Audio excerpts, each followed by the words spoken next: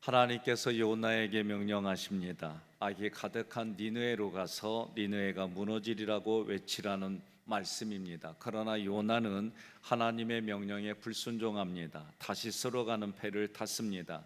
하나님께서 큰 바람을 일으켜 배가 파손될 위기에 봉착합니다. 선원들이 이 재앙이 누구로 말미암았는지 제비뽑기를 합니다. 요나가 뽑혔습니다. 점점 바다가 흉흉하게 되니 요나가 자신을 바다에 던지면 바다가 잔잔하리라 합니다. 요나는 바다에 던져졌고 바다는 조용해집니다. 이때 하나님께서 이미 큰 물고기를 준비하여 요나를 삼키게 하였고 요나가 밤낮 3일을 물고기 뱃속에 있게 됩니다. 물고기 뱃속에 있는 요나가 하나님께 기도합니다. 본문에 나오는 기도의 내용은 하나님과의 관계를 회복하고 싶은 요나의 소망입니다.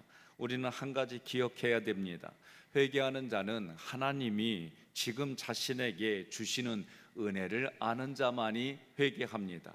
회개하는 자는 그 은혜를 사모하는 자입니다. 그러므로 요나서 2장 2절에 우리가 함께 다시 읽습니다. 이르되 내가 받는 고난으로 말미암아 여호와께 불러 아뢰었더니 주께서 내게 대답하셨고 내가 세월의 뱃속에서 부르짖었더니 주께서 내 음성을 들으셨나이다. 아멘. 불러 아뢰었더니 카라는 하나님 앞에 내가 죄인임을 인지하고 부르는 행위예요. 하나님 앞에 내가 죄인입니다 고백하는 거예요. 요나는 자신이 겪는 고난과 심한 곤고함 속에서 하나님을 찾아 부르짖었더니 살아계신 하나님께서 응답하셨습니다.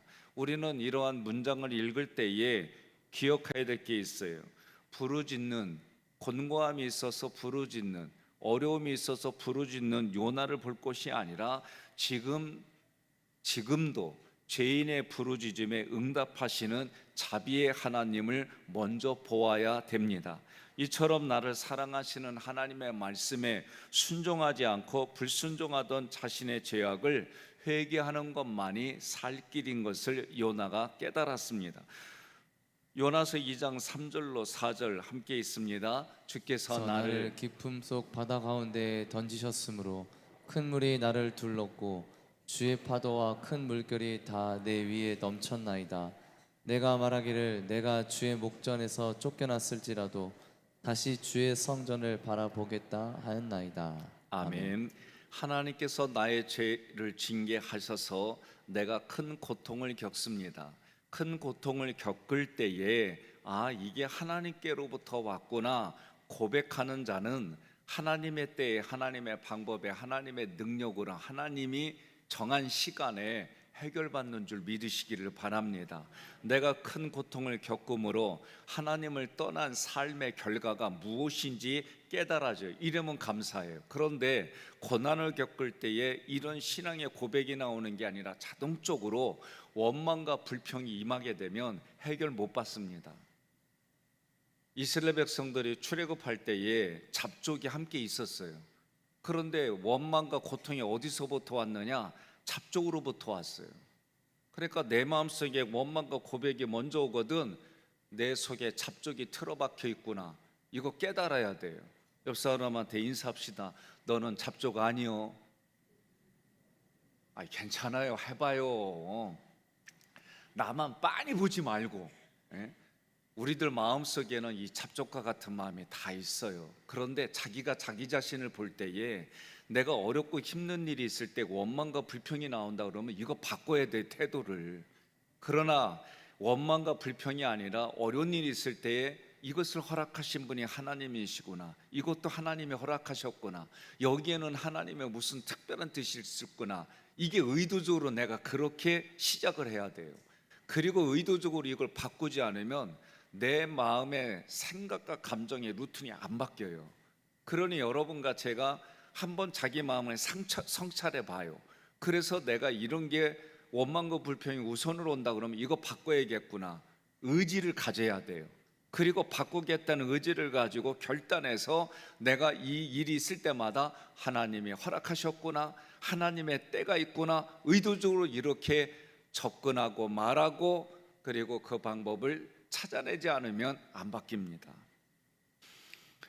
하나님의 징계는 죄인이 다시 하나님께로 돌아오게 하려는 의도예요. 그래서 내가 지금 어려움을 겪으면 이걸 통해서 하나님이 나를 만나 주시려구나, 하나님의 어떤 특별한 뜻이 있구나, 이렇게 자꾸 고백하고 그 자리를 믿음으로 견뎌야 돼요. 그리고 믿음으로 그 자리를 지탱해야 됩니다. 그래서 죄인은 다시 주의 성전을 향하여 주의를 기울여 바라본다라고 고백했어요. 회개는 내가 겪는 고통을 통해 하나님께로 돌아오는 삶입니다. 또한 나를 향한 하나님의 사랑에 응답해서 내가 다시 하나님께로 자발적으로 향하는 삶이에요. 5절로 6절 함께 봉독합니다. 물이 나를 영혼까지 둘러싸우며 기품이 나를 에워싸고 바다불이 내 머리를 감쌌나이다. 내가 산의 뿌리까지 내려갔사오며 땅이 그 빗장으로 나를 오래도록 막았사오나 나의 하나님 여호와여, 주께서 내 생명을 구덩이에서 건지셨나이다. 아멘. 요나는 자신에게 주어질 것은 죽음밖에 없다는 상황을 알게 됩니다. 그 상황에서 하나님께서 자신의 생명을 건지셨다는 것도 알게 됩니다. 나 자신에게는 생명을 살릴 그 어떤 힘과 능력이 없습니다. 생명은 오직 하나님이 주십니다. 연세대 윤방보 교수님이 벌써 수십 년 전 얘기예요. 의대 교수잖아요. 그분이 하는 말이, 자신들은 의학으로 치료를 도와줄 뿐이지 생명의 권한은 자기들에게 없다는 거예요. 죽는다라고 판단했는데, 의학적으로 판단했는데 살아나는 경우가 있다는 거예요. 산다고 판단했는데 죽는 경우가 있다는 거예요. 생사복을 주관하시는 분은 오직 여호와 하나님인 줄 믿으시기를 바랍니다. 회개는 내가 나를 앞세우고 높이던 나를 버리는 거예요. 나를 구원하신 하나님을 찬양하며 하나님을 예배하는 자가 되는 삶이 회개예요. 그 일을 감당하도록, 그 일을 가능하게 하도록 하나님이 우리를 괴롭게 하는 거예요. 사람이 괴로워지면 그 괴로움에서 벗어나고 싶어서 몸부림치게 돼 있어요. 그런데 몸부림치다 고생하다가 찜질방 가는 인생도 있어요. 그 얼마나 불쌍해. 아니, 이 세상에서 찜질방은 시원하기라도 하지, 성경은 그렇게 말 안 해요. 타는 불고등이에 우리가 던져지는데 이게 다 감각이 살아있대요. 그런데 우리가 어떻게 영혼육이 부활해서 가서 죽지도 못해. 그러니까 생각해봐요. 우리 육신이 있는 동안은, 죽음은 그런 거는요, 자기가 스스로 죽는 거는 하나님 앞에 범죄예요. 예수를 믿건 예수를 믿지 않건 다 부활시켜줘요. 그래서 예수 믿고 구원받은 이후의 삶을 잘 산 사람은 하늘나라에 우리가 기다리는 본향 천국에 가요. 그러나 그렇지 않은 사람들은 다 부활해서 죽지도 못하고 영원히 불타는 곳에서 고생당한대요. 사람이 가장 고통 중에 하나가, 이 살가죽이 타는 고통 중에 하나가 정말 힘든 그 고통이에요. 옆 사람한테 그래요. 하나님이 살아있을 때, 말로 할 때, 말씀이 전해질 때 순종이야 그러세요. 예? 얻어맞고 돌이키기도, 그것도 잘하는 거예요. 그런데 얻어맞지 않고 돌이키는 게 좋은 삶이에요. 요나서 2장 7절 함께 봉독합니다. 내 영혼이 내 속에서 피곤할 때에 내가 여호와를 생각하였더니 내 기도가 주께 이르렀사오며 주의 성전에 미쳤나이다. 아멘. 여기서 피곤하다, 아타프는 기력이 없다, 실신하다, 이런 뜻입니다. 자신의 믿음을 지킬 수 있는 상태가 아니라는 거예요. 내 스스로 이 믿음을 지킬 수 있는 힘이 없다는 거예요. 여호와를 생각하였더니 내 기도가 주께 이르렀사오며 주의 성전에 미쳤나이다. 이 구절은 자신의 연약함과 기력 없음을 세상의 힘으로 채우려 하지 않고 하나님의 사랑과 권세와 능력을 확신하여 하나님께서 지금 예배를 통해 내게 힘을 주신다라고 고백하는 거예요. 여러분, 여호와 하나님이 나의 힘의 근원임을 믿으시기를 바랍니다. 하나님만 생각하면, 내가 주님을 생각만 해도 그 생각하는 것만으로도 힘을 얻는 것이 성도와 하나님과의 관계인 줄 믿으시기를 바랍니다.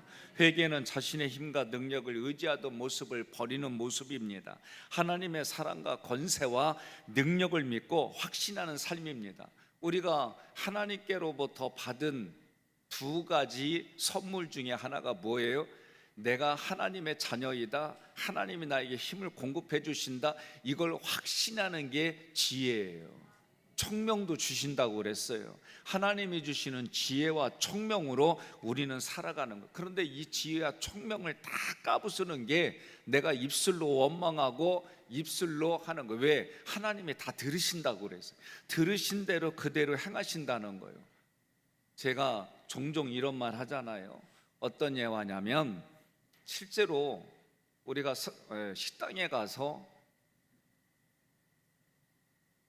밥 먹기 전에 기도하잖아요. 주로 대표가 제가 되니까 기도해요. 제가 기도 끝나자마자 옆에서 아멘을 너무나도 은혜로운 모습으로 하신 분이, 아줌마 뭐해, 빨리 밥 가져와, 이러면 기도한 의미가 하나도 없는 거예요.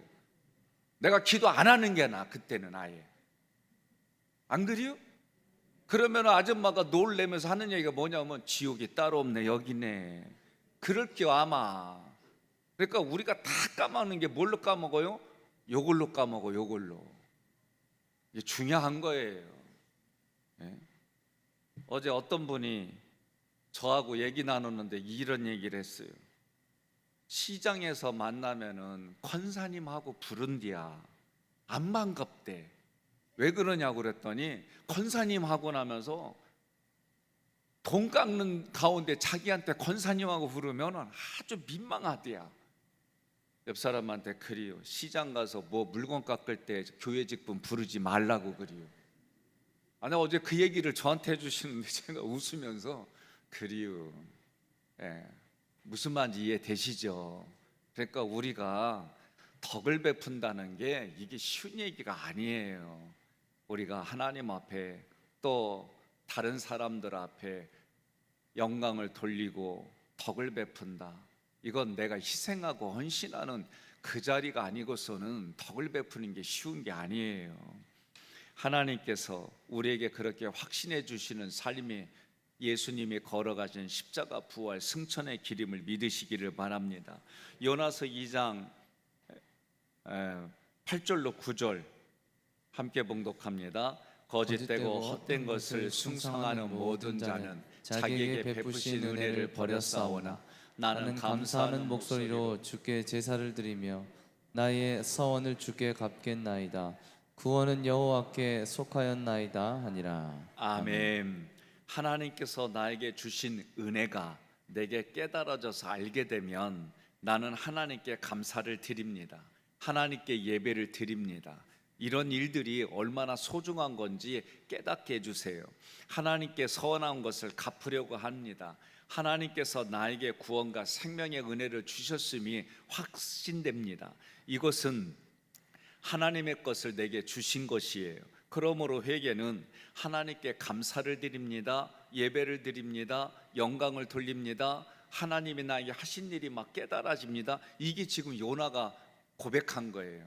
하나님께 회개하기 시작했더니 하나님이 자기에게 베풀어 주신 게 하나하나 생각나고 기억나서 지금 자기가 고백하는 거예요. 그 얘기는 뭐예요? 이렇게 해주셨는데 내가 이걸 몰랐습니다. 이렇게 해주셨는데 내가 엉뚱한 짓 했습니다. 이렇게 은혜를 베풀어 주셨는데 나는 내 유익만 구했습니다. 이런 모든 것을 다 회개합니다. 그런 모습인 거예요.